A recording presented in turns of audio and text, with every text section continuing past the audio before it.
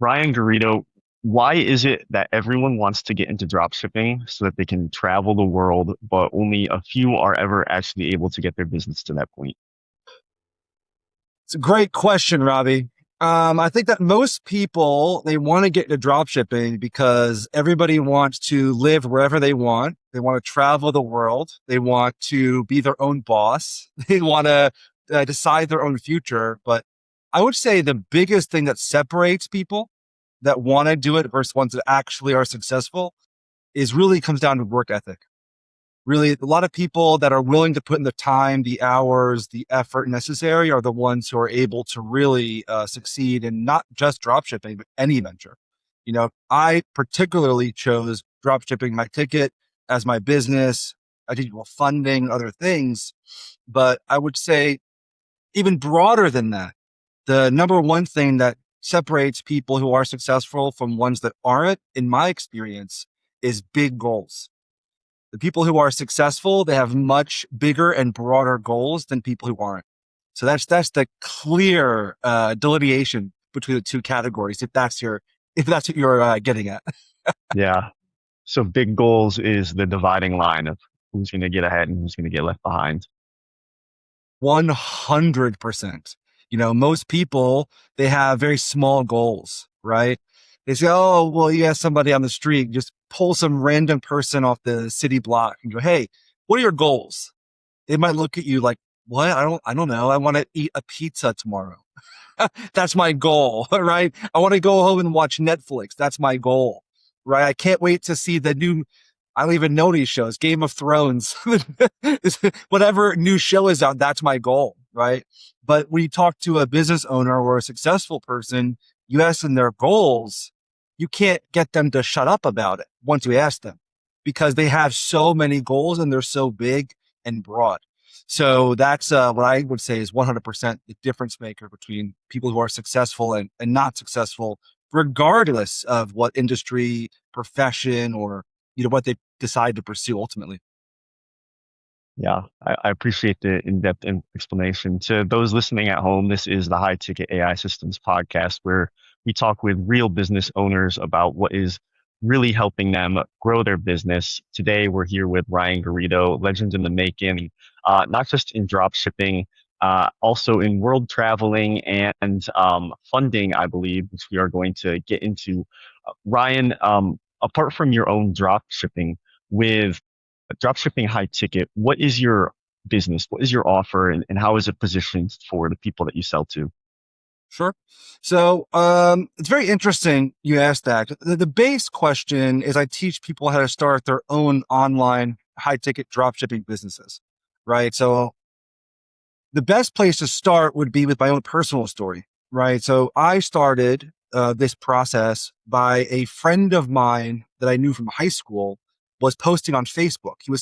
Maybe you've heard of Affiliate World. It's a major conference they have in Dubai and in Thailand. So he was speaking at the conference and I asked him, what are you doing? He says, oh, I do high ticket drop shipping. And if you want to learn, you can buy my course and start your own company. So I bought his course in 2018 and I started my own high ticket dropshipping store at that point. So I was running my store. I did about 3K in revenue my first month, 30 days, 30K my second month, 130,000 top line revenue my third month, and $1 million in my first year. And then 3 million by year two or three, 2.5 per year.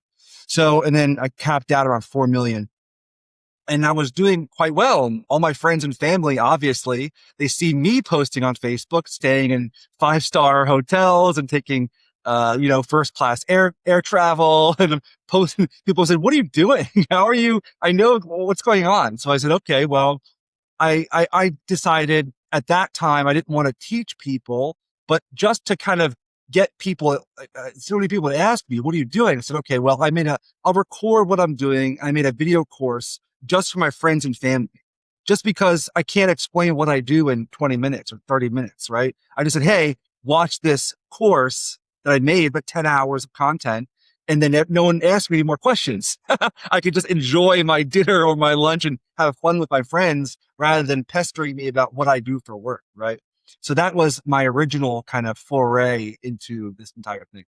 So I started there. And then at some point, my friends and family watched the course and wanted help, but I'm obviously busy. So I had to charge my time and teach them, okay, 1 hour for consulting. I started doing a consulting rate. And then the people grew and they were successful. And so I started becoming more and more needed amongst more and more people. So at some point I said, okay, I got to turn this into a business, right? So I created the Dropshipping High Ticket Conversions, a company here, and I started actually promoting the course and offering my main offer to answer your question is 6 months of coaching where I guide people through how to start their own high ticket dropshipping store. So from scratch, same thing that I learned, and I teach people how to do it in their own niche, in their own category. To continue on with that thought, actually, so I ran that for a little while, but I was I had like at one point I had like 10 sales guys. I know in your space, you probably know the high ticket closing industry, right? So I had a whole bunch of guys. My background is in door to door sales, and I had a team of guys. I'm very familiar with the industry. So I said, okay, let me start promoting this course, a lot. And then it was kind of annoying. I didn't really want to do it anymore. I just wanted to run my own company. I kind of took on this big task without really even feeling the need to do it per se, right? Just because people had asking me. So at that point, I decided, so I would teach high ticket drop shipping. And then when people would start their stores, I would show them personal and business funding, right? Which is how I'm able to travel the world. I've been around the globe like 4 times. I've been digital nomad for 10 years, right? So I've been traveling and traveling. But then what I did was I flipped the script and it made my life way easier. And I think this is probably the answer to your first question was instead of, teaching the business and then teaching funding, now I teach funding first. So people have bad credit. I repair their credit, help them get that sorted out. Then I help them access 100K in 0% APR personal funding, 250,000 in 0% APR business funding. And then once they have the funding they want, then it's very easy to get them to start their own company because people suddenly have liquidity. They have resources that allow them to invest in themselves, in their business, and ultimately in their own future, really. So It's amazing. Props to you for being the guy who figured that all out and was able to make your life into what many people dream of theirs when they embark on their dropshipping journey.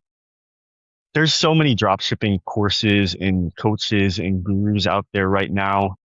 What do you think most of them get wrong that you're getting right? oh, man, it's very clear.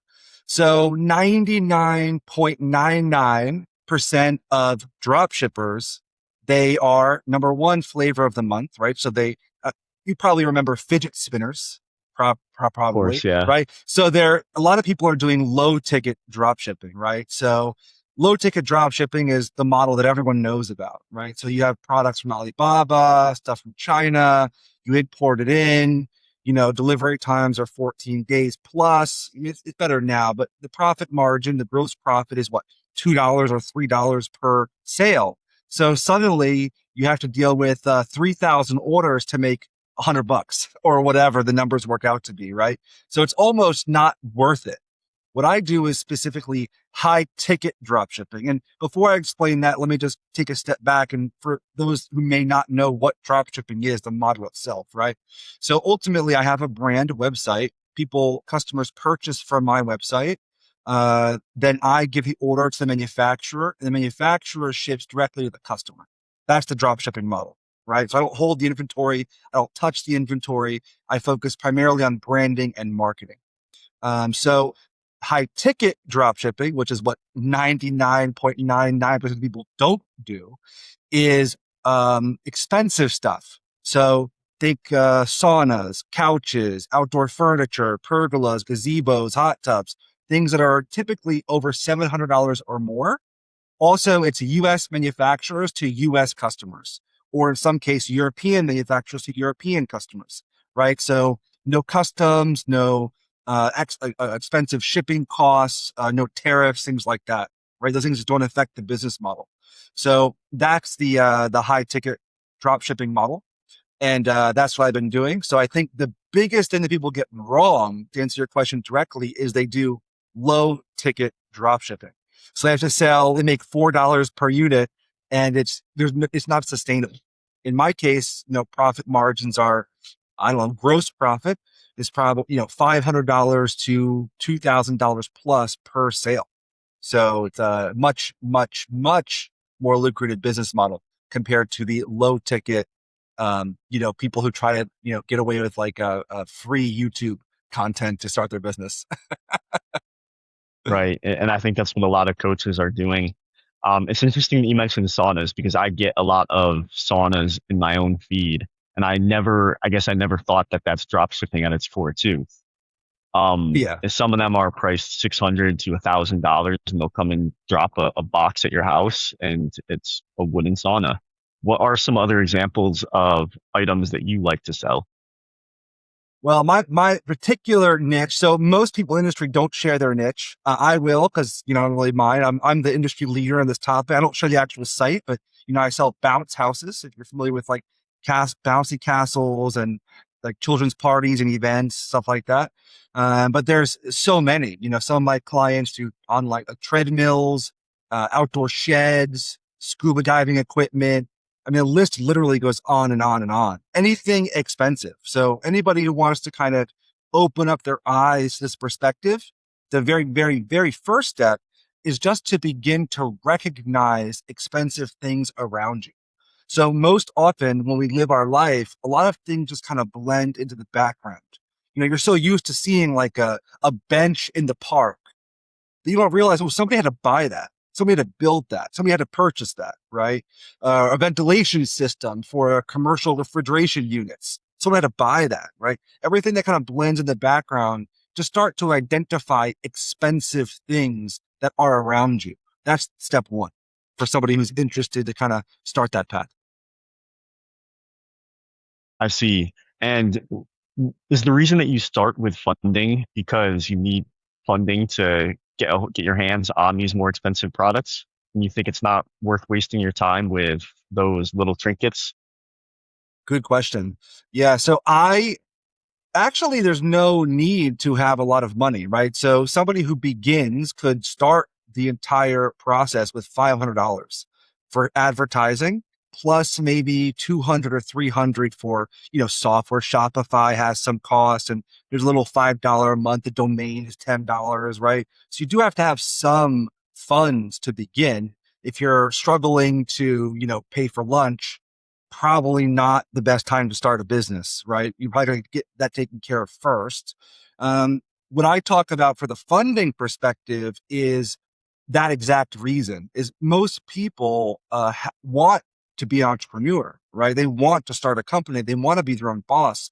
I talked about it, briefly. I talk about it very often actually, but I think it's your second birthday. And what I mean by that is everyone's born, but the day they become financially independent, time independent, or they're able to pick their own path in life and do literally whatever they want when they want, I call it a second birthday. And I think every person should experience that. And a lot of people simply don't have, and there was a study by Bankrate in 2015. It's an online kind of publication. Bankrate, we've heard of them before. They found that most Americans, if they had an unexpected bill for $500, they would be bankrupt, right? So they wouldn't be able to, live or survive. So how can you expect anyone to start a company if they are in that position? So the funding is really to create a condition of abundance in your lifestyle, right? So you're able to get credit, access to funding, and then you actually have some room to take a risk. Where most people, they can't take a risk because if that risk doesn't pan out, they're literally on the street, right? So this is something which allows them to have time to hone their craft and learn the skills necessary, and also just to make long-term choices, not short-term, quick, I need it right now, but decisions that will set you up for the long term. So the funding aspect in my case was more for that. And also because once I get someone $100,000 in funding, They say, well, now what do I do? I want to start a business. Well, perfect. I have the dropshipping high ticket business here for you, available to start as soon as you're ready. So people are very eager to invest once they have access to the funding they need. Yeah, awesome. That kind of goes into my next question. How do you bundle that? Is the funding part of the dropshipping coaching, or is it its own separate service? How do you work that? Great question. Great question. So originally, as I mentioned, it was like at the end. So I would do high ticket drop shipping. I would teach that, but then, a lot of people don't need the funding at the end because they're already making money. But I positioned it originally as like a points and rewards and travel bonuses and reward and that sort of thing. Because, one item might cost $10,000. That's the entire sign up bonus for a credit card. You get all the points on one purchase. So that was my original thinking. But then after being in the marketplace, I teach the funding first. So a lot of people will come to me and they say, hey, I have bad credit, for example, right? So in that case, what I do is I repair their credit.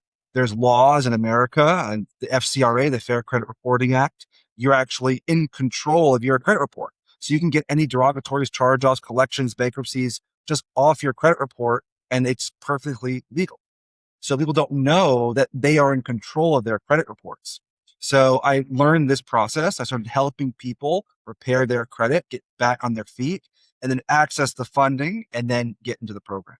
So now the funnel, instead of being the coaching and then the business credit, now I start with the credit repair. Depends on where they are. Some people have good credit, so I get them funding immediately, personal funding and business funding, and then the coaching program. But ultimately, I have three main offers, right? So I have my base consulting, where I have, hourly rates. I charge $300 for credit repair.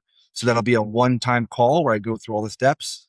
First half of the call, I show them how to read their report. Second half of the call, I show them the process. And then after the call, I give them all the paperwork they need to get it prepared. Takes 30 days to 90 days, depending on how many derogatories somebody has.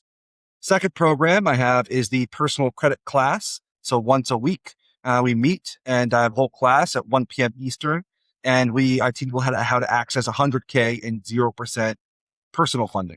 And in the business class is Wednesdays and Fridays, and in which case I teach people how to access 250K and 0% APR business funding, which is a different, most people don't even know there's business credit and personal credit, different reports. And my last offer is my coaching program, which is the high ticket offer, which is a 6 months of coaching and consulting, video program, all the paperwork. And then I meet with each individual personally for 1 to 2 hours a week for 6 months to help them get their store up and running. Okay. Wow. So you handle everything A to B to get someone's business off the ground for dropshipping. Correct. Yeah. Personally. So I don't have any coaches or mentors that are underneath me. I do it myself. I did have some of that prior, and I just found that I enjoy it way more just connecting with people directly. So I decided it's not worth it to have coaches and mentors because they're not experienced enough. They don't answer the questions properly. And ultimately, I just really want to help as many people as I can.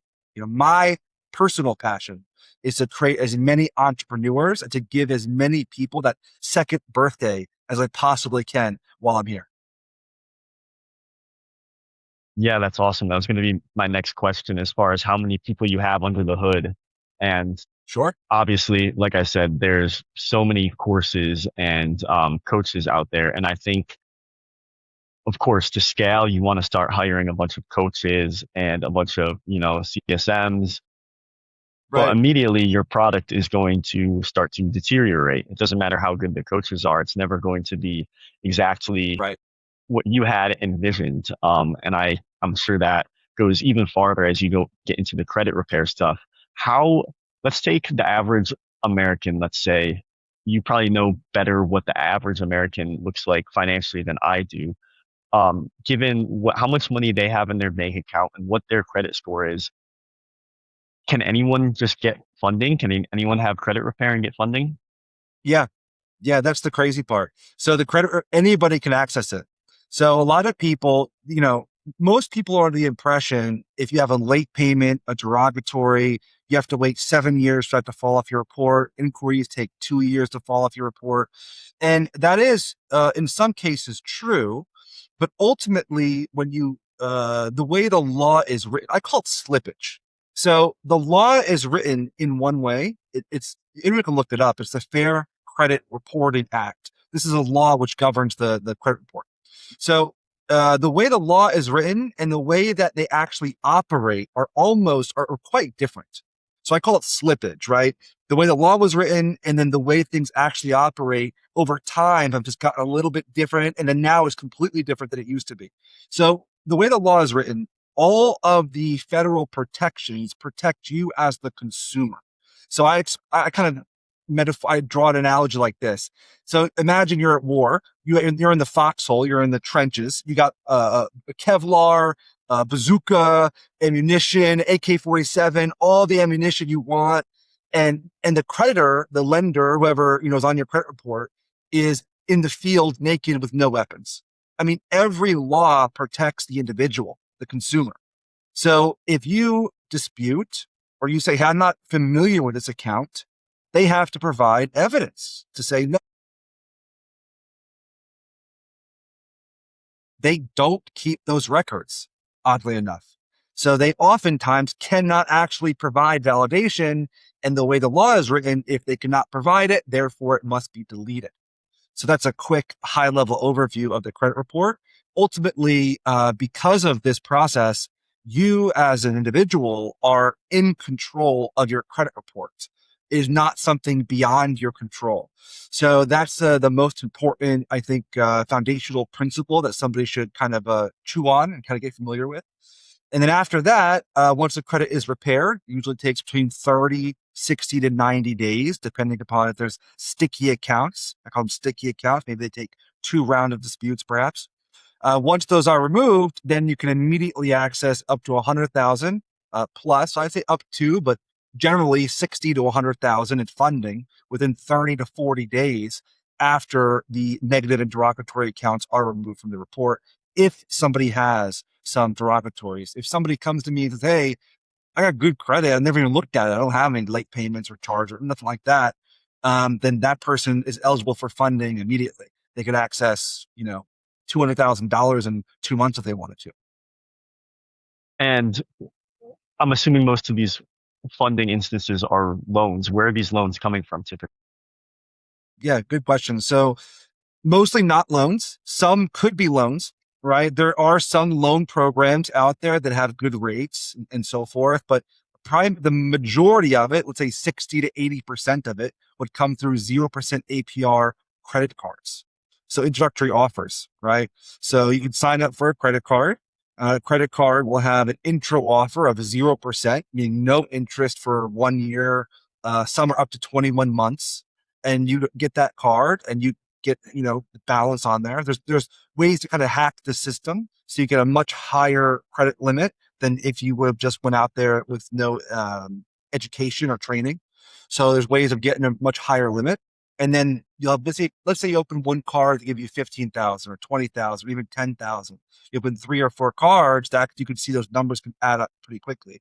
Right now, the key detail here is I don't recommend people access funding and go buy a Louis bag, go buy something, personal use, right? The idea is to find those resources to invest in your company, to build up your future, to provide for yourself, right? So, but if somebody did have a large balance on a card, let's say it's 0%, meaning no interest for 1 year. Typically, it's $50 for every $5,000 in monthly payments. So if I have $5,000 balance, then my minimum will be $50. Now, month 11 comes. I'm like, oh my God, I have to start paying interest next month. Okay, well, you open up another card and you move that balance from this card to the next card. You pay a one-time 3 to 5% fee called a balance transfer fee to move that money over to the other card. And now you're back on 0% interest for however long. And you can kick that can down the road pretty much, as long as you want. But ultimately, the real play is to move all that debt from your person over to your business. and you want to have that debt on your company and no longer on your person. And that's going to be the best play for the majority of people. You totally got my head spinning as far as possibilities that we could all go from here, and I'm sure anyone listening, their minds are spinning too. I don't want to get too into the weeds of that. Anyone that wants to know more about that can go come to you and look for your services. Um, Jumping back to the business side and how you make it work as a business. I'd imagine, if you're going from making multiple six, seven figures from drop shipping yourself, Yeah, you'd have to be selling these services either at quite a high ticket or quite a high volume to make things make sense right now. sure, Would you mind kind of breaking down your pricing model, or what you find works the most is as far sure. as the funding to the coaching? Yeah, absolutely. So I give you the price points. We just raised our prices August 1st. So I don't know the new numbers off the top of my head, but ultimately I'll just give you the price points for each of the products. So the consulting is $300 per hour. The personal coaching program is now $1,700. So $1,700. It's a one-time fee. And then I guarantee that person 100%, $100,000 in 0% interest credit. So there's no time guarantee. I guarantee that I will work with that person until they reach that goal. Most people do it within 4 to 6 months, but ultimately it's a class environment, right? So we meet again, once a week for personal, twice a week for business, and that's the ticket offer for the personal credit program. The business credit program, I think, is priced at 2,300. I think I have to look again. We just raised the prices 3 days ago. So I have to look and see exactly. It was around $2,000, 2,200, 2,300, and I guarantee 250K in 0% business funding for the business class. There's also a bundle where people get in both classes. I give a $500 coupon along with a 15% fast action discount. So people sign up immediately within 2 days of getting the offer, then I drop the price 15%. So that's how the pricing and the business model works for the personal and business funding program. The high ticket coaching program used to be 8,000 and now it's 10,400. So it's a very high ticket offer. So I tell most people they probably can't afford it, to be quite frank, right? So it's really for people who are serious about their future. And also that's why I get the funding first for most people. So people start credit repair, they work up the ladder, right? So get their credit repaired, get their personal funding, get their business funding, then they get into the coaching program. So is it a requirement that people go through the funding first, or say they come to you and they already have money and they just want to become viciously good at drop shipping? Would you take them on? Yeah. I take everyone on who's interested. Well, at least I'll have a conversation. Some people occasionally I'll have to turn people away if I'm overbooked or because I do everything myself, like I mentioned. So I've obviously limited spots, but ultimately if people are truly dedicated, because even money is great, but it's really about the mindset and the goals that I mentioned before. I have to be motivated to meet with somebody once a week to get them, someone's like, oh, I've had people pay and then not even show up for classes sometimes. And then it's like, okay, well, so really you got to make sure that it's the right qualified candidate. But ultimately I have no requirement on the funding versus the program. It's whatever somebody wants ultimately. I see. Okay. Switching gears a little bit, can you take me back to before you launched this? You said that you were knocking doors at one point. I started in knocking doors before moving to some more remote ends. What exactly were you doing, and what gave you the idea to leave all that behind and say, I'm going to go full fledged into dropshipping? Sure. Yeah. So it's where I cut my teeth, right? So, I started, so I was 19. So at 19, when I was doing door to door sales in DC on behalf of Verizon. So it was a management training program. So B2B sales. I'd walk in with a badge, a binder, a notebook. I'd ask for their phone bill. I'd sell them new phone services, new internet services. And I had a team of guys. It was 100% commission, right?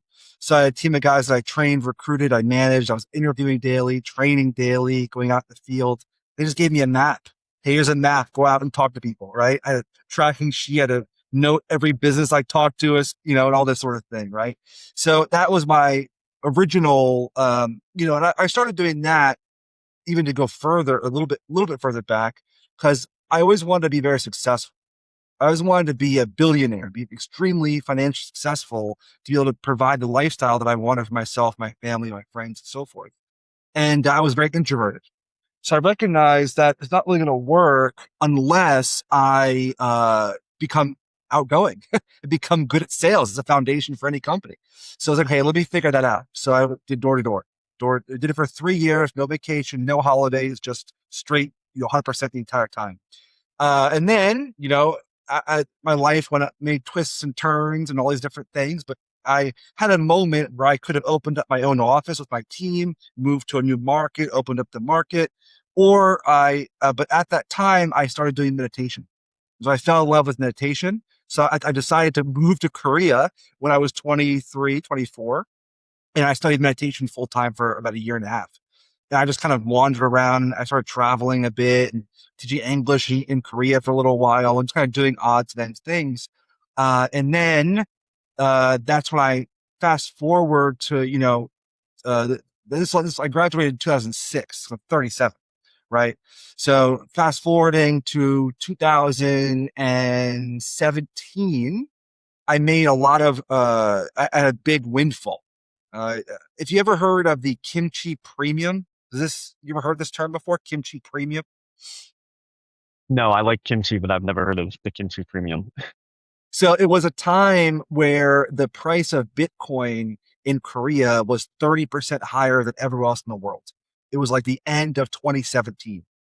So at that time, luckily I was living in Korea, and I had a Korean bank account. So I was buying in America, selling in Korea, and I was able to do this for like 3 weeks before the government stopped the loophole. So I was making like 3 grand like a night for a few weeks, right? So it was really fun, as you can imagine. So I was doing that, so I started doing like crypto arbitrage. So like I had a bank account in this country, bank account in that country as I'm traveling, buying here, selling here. And that's how I was like, living my lifestyle. So I'm making like around 100 grand a year at that time. And then that's when I discovered my friend's dropshipping course, and he introduced me to it, and I started the business. So it's kind of a long path, but I cut my teeth in door to door. But then it was probably a 10-year window where I was just trying to figure it out, so to speak. Yeah. Wow. And I believe you are somewhere out of the States right now. Where are you right now? Yeah, I'm in Thailand. I'm in Koh Samui. So it's like an hour north of Singapore, an hour south of Bangkok. So like southern Thailand, if you're familiar. I am familiar. I love Koh Samui. Yeah, it's beautiful. I've been Very here fun, about very, a month very now, beautiful. roughly. Yeah, it's a good spot for digital nomads, right? Lots of foreigners. Yeah, Yeah, yeah, oh cool. yeah. Um, when you got into dropshipping at first, did you immediately see that hole in the market that you're talking about, or did it take you some time and some initiation before you realized, like, okay, I got to start going for the high ticket stuff? Hmm. Yeah, it was a second business for me for about 6 months because I was still making good money doing arbitrage, buying and selling crypto. And so I was making, decent money. And so it was like I didn't really have a huge motivation to start it. But what happened is it was running on the back burner, and then sales just started coming in. So I was like, I wake up one morning, oh, Shopify for 3,000. Oh, wait, what? Okay. And the next day, a $2,000 order and a three. I went, oh, okay, this is a business, making more. And then it just kind of naturally, I started making more money doing drop shipping. And so I just put the trading on the back burner, and then it became, the rest is kind of history. Awesome. And when you have, let's say, the ability to give people this funding, would you say that's what helps you step apart and set yourself apart from other people in this space when they're trying to get others into drop shipping and teach drop shipping? Is that the thing that you think sets you apart?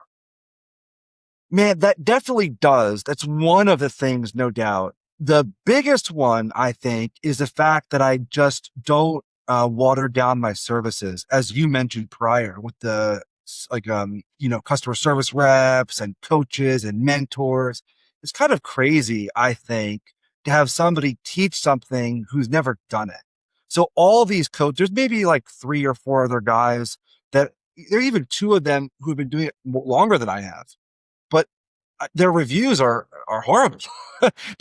I know people that go in their programs and they come to my program, they actually get results because I actually hold their hand and I work with them over time until they are successful.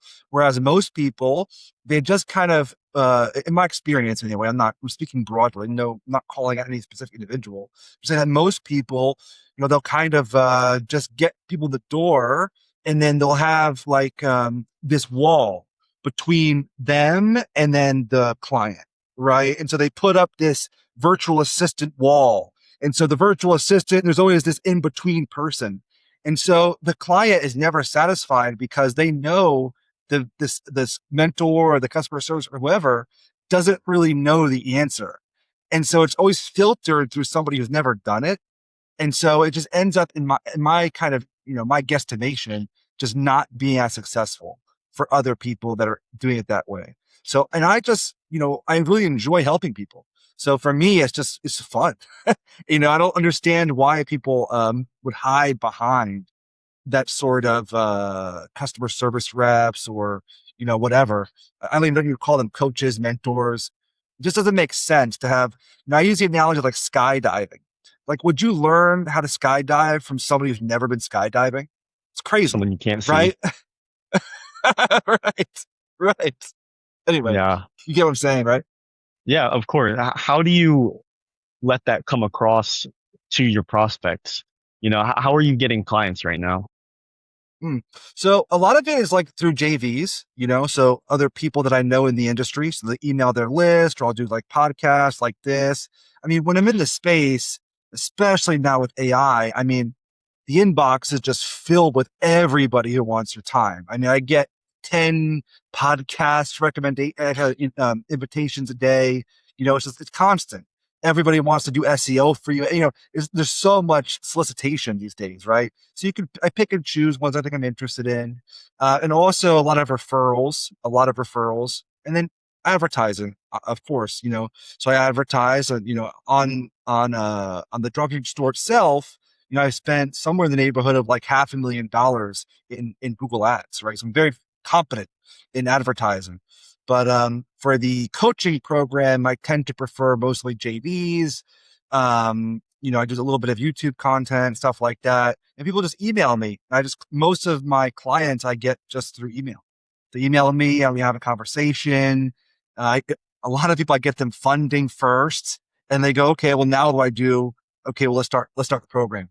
And that's typically the most common sales process for the majority of clients. Awesome. So in my own words, it sounds like you just build good practices over a good business and keep things personalized. And that's been, carrying you and getting your name in a lot of doors. Yeah. It also helps to do like, you guys focus on like AI systems, right? And a lot of AI development. And so, that has allowed me, so I started working with Replit, last December. So I wasn't a software engineer, never did coding or anything like that. I always had ideas. Oh, I wish I could build out this infrastructure. I wish I could make this process more smooth, or I wish I could have some software that I'm not paying this much money every month for. And so, I started vibe coding in December, and that's been a game changer to say the least. Right now, almost, the dropshipping store is almost 100% automated, 80% ish. There's still some human interaction, but mostly automated now. Where all the coaching programs. So maybe you're familiar with services like Help a Reporter Out, Quoted, Featured. So these are places where you can get Business Insider did a whole page on me, right? And then other publications, you can just submit to them like a quote, and they'll use your name and they'll use your quote in articles and so forth. So things like that have really moved the needle for credibility, right? And all these things are now like, there's only 24 hours a day, but now it feels like there's like, 200 or 400 hours in a day because you can do so much more, or I could do so much more than I could do even last year, implementing like AI systems and stuff like that. Yeah. And I'm curious about that because I personally worked on a couple of offers over the past couple of years by some well-known creators that you might even know. I won't say any names in the dropshipping space, and a lot of them have funnels that start with something like a free course. They get a lot of their leads Right. coming in through a free course. What are your thoughts on that as far as uh, longer term outlook for their business and longer term outlook for a lot of the people who are clicking on those free course links thinking that they're going to Mm. change their life? Well, I mean, ultimately, think about what's the goal. So here's what I also offer free, so my program is 4 phases, right? So first phase, I call it the best part, right? So it's the best part of building your company. So I call it the best part. The second phase is get ready. That's where you build the store to getting ready. Um, the phase three is get started. So that's where you start building. And then phase four is let's go. And that's where you start making money, right? So I have 4 phases. I give away the first phase for free, right? So people can go on my website, dropshippinghighticket.com, and they can sign up for the free ebook, and I give away that first part for free. So that anybody can look at that and learn the entrance, the doorway of the business model. It's like maybe 2 hours of content, something like that. And I give away material. So a lot of people do that. But what you tend to find is very few people take action, right? People get an ebook or they watching a video and they don't really feel motivated to do something. You have to really have multiple touch points and consistency over time for people to actually be able to do something. So what I've noticed, and I did try that method, like a free course or entry webinar, or I did try that in the beginning, but I just wasn't satisfied with the results.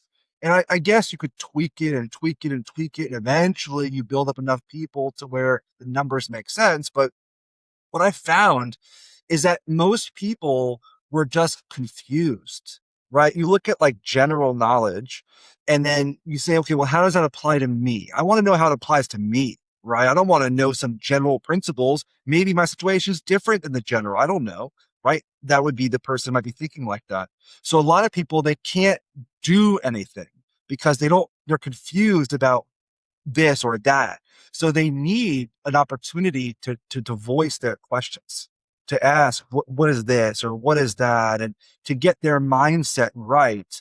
And then they take action naturally because the mental blocks are removed through conversation and through, being able to ask those questions. Right.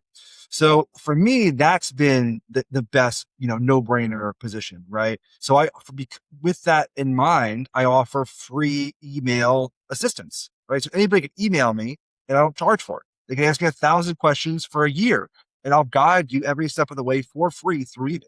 Right. So, but if they want to do consulting or have an hourly rate, then there's a charge for that to hop on the phone. I have to put in my schedule. Other people want that time. I have to get, there's a cost, but I can respond to an email in my underwear at 3 a.m. if I want to. Right. So who cares? So I can help anybody. So that's been what I think is the most valuable way to get people to actually start is just by actually helping them, not just giving away a general free course. Like, okay, it's cool, but it doesn't, it's not a purple cow. It doesn't stand out. The analogy of a purple cow doesn't stand out in any way. But somebody who actually cares and actually takes the time to help you for free, that stands out, right?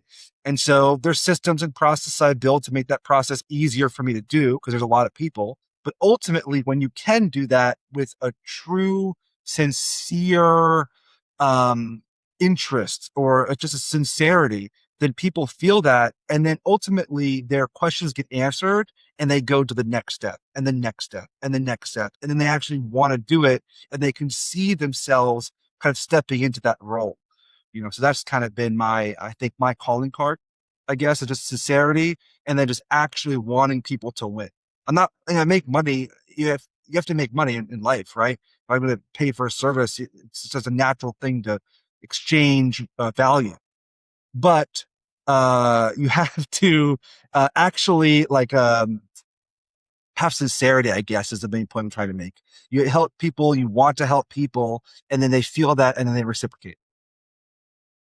Yeah, I appreciate you being real about all that. I think a lot of people are stuck in loops on both sides, whether they're the people coming into the courses or the people who are trying to run and build and grow their own coaching programs. And maybe that's the key that they're missing, just that personal touch, and they try to um, hire out too quickly. Um, what advice, what's the single best piece of advice that you would give to a younger entrepreneur who is, let's say, very well versed in drop shipping and they want to start selling their coaching? Oh, so a younger guy who knows drop shipping, who wants to start coaching.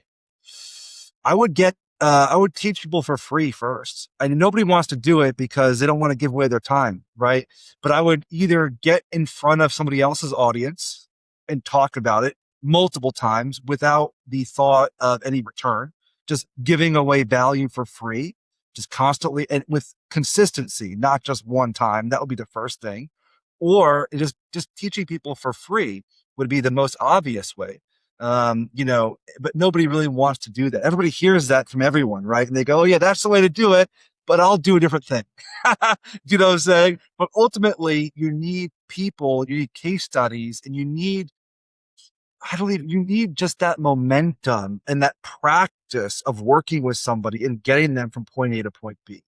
It's like, I don't know if you're familiar with like Malcolm Gladwell, Tipping Point, and like, he had a few books. Yeah, So, a lot of celebrity, like a lot of, I think it was him who wrote it, but it's like a lot of, if you take like a really good pitcher, a baseball pitcher, doesn't mean that they can teach someone else how to be a really good pitcher, right? A lot of people who are really good at something are not good at teaching somebody that skill. They just say, oh, it's just intuition. I don't know. I just do it, right? But there's actually, in my experience, there's three separate skills. There's doing it. There's the higher level is teaching somebody how to do it. And the highest level is teaching somebody how to teach somebody how to do it, right? And that's where you really start to multiply your skills. So I think for that person who's just starting out, just get in front of people, just get in front of people, just get their attention, and then just work from there. Because it's a long road, but it is a point. There's a breaking point. You put effort, effort, effort, effort, effort, and there's a point where it's just flows without much effort. But to build it up takes a lot of effort in the beginning, and people oftentimes are not willing to do that. You know what I'm saying? yeah, And that's why I come back to the goals. You have big goals, you'll put in the effort. yeah. Do you ever see yourself going into that next tier of teaching the teachers, or are you very comfortable with the program you're running right now? The thing is that most people who run their store don't want to be coaches because they're making a good living. Do you know what I'm saying? So I would never have somebody who never ran a company teach people how to run a company. It's like the craziest concept. It doesn't even make sense to me. But everybody wants that idea, but it's not real. There's no such thing as a passive business, in my opinion, right? Everything requires your time, energy, or investment or something. So in my case, if I had people who were already successful that I had taught that wanted to become a coach, then I would, think about it. I'd consider it. But I would never take someone off the street and say, "Hey, here's my model. Go teach it." And it doesn't work. It won't work. You know, you have one out of 10 people, you have one guy who's successful. My success rate is like 95%. I've had one guy not be successful, and that was just because he didn't listen to me. Say I guarantee success because I know every facet of the company. I've done every part of it. I know I could take it apart, rebuild it, take it apart, rebuild it 1,000 times over. Do you know what I'm saying? Yeah. Okay, yeah, I completely understand. When you're already profiting so much and you have a system in place in one domain, it takes a bigger goal or a bigger incentive to go to that next level. So I guess that's not necessarily what you're looking to get into at the moment. I want to end looking forward though. Over the next 12 months, what's the number one thing in terms of, dreams, numbers, visions that you are excited about or you are trying to accomplish with this business? I have a huge goal that I'm working on this year. So, this July 1st, I wanted to test myself. So, the big test I want to see, it's a really numbers goals. People might not like it, but I want to make $1 million in profit in 6 months. It's the most I've ever made. Right. So I want to see if I can do it because, the most I made in profit in 1 year is probably like, I don't know, $300,000, $400,000, right? So it's a huge jump even for myself. I'm talking about doubling it in 6 months, right? But the reason I want to be able to do that is I think AI systems, Replit, it's like these things I can do so much more. So I'm testing myself. That's my big goal right now. I wanted to see if I can make it happen. I just want to see kind of what's my potential, right? Is it possible for me to do that? So I've just been grinding for the last, 2 months, and will grind for the next, I don't know, 4 months at the end of the year. I'll take a break in January, I think. But ultimately, that's my big goal right now. And then, I've been talking about my goals forever. I'd like to retire my parents. I want to do all these sorts of things, continue to travel the world. I want to I I have a whole itinerary next year already for traveling and stuff like that. But the big thing that's front of mind for me right now is that financial goal.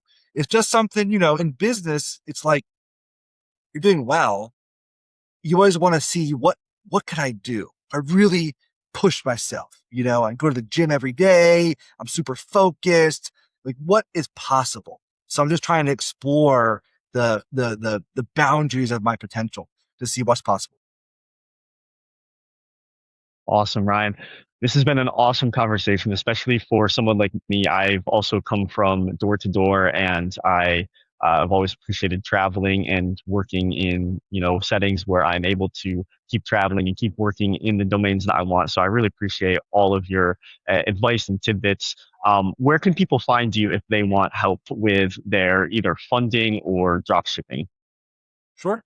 So there's two main ways. The first way is just the website. There's lots of free materials, dropshippinghighticket.com.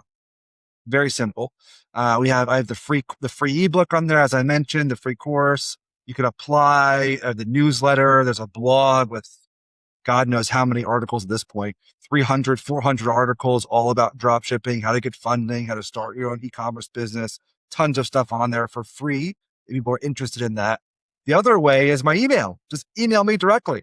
So my email is Ryan, RYAN, at dropshippinghighticket.com. Send me an email. I respond within 24 to 48 hours. Awesome, Ryan. I genuinely appreciate you getting into the weeds with dropshipping and as far as growing your business and what's required there. That's the kind of stuff that a lot of people usually don't hear. And I think why a lot of people are turning so much in this space. So it's really awesome that you were able to give us some of your knowledge there. To everyone listening, that's the episode. We'll see you on the next one.